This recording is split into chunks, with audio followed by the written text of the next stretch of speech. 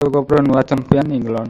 टी20 विश्वकप्रे पाकिस्तान को हराई इंग्लैंड विश्व विजेता बनी। गोटे क्रिकेट साइकल रे द्वितीय थर पर पुणी इंग्लैंड विश्वकप हातेइबारे सफल होईछि। पूर्वर 2019 रे दिनिकिया विश्वकप जीतिथिला इंग्लैंड। आज पाकिस्तान को 5 विकेट रे हराई इंग्लैंड टी20 विश्वकप चंपियन होईछि। स्टोक्स को अपराजित अर्धशतक बल इंग्लैंड चंपियन होईछि। सेपटे बॉलर को प्रशंसनीय उद्यम सत्वे हारिछि पाकिस्तान।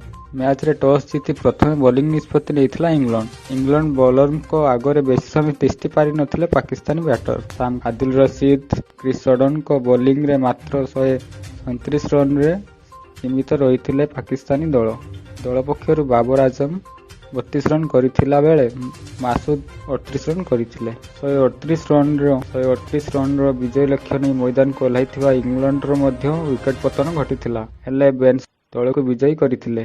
पंचम विकेट रे बेन स्टोक्स मोइन अली सहित धैर्यर सहित बैटिंग करी 48 रन करथिले।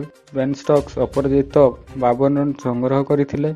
से 49 बॉल खेली 5टी चौका और गोटे छक्का मारिथिले। मोइन अली 19 रन, आम लिविंगस्टन अपराजित 1 रन करथिले। यदि आपण मानकु मोर एही क्रिकेट न्यूज भलो लागिछि तो चैनल को लाइक शेयर सब्सक्राइब करंतु।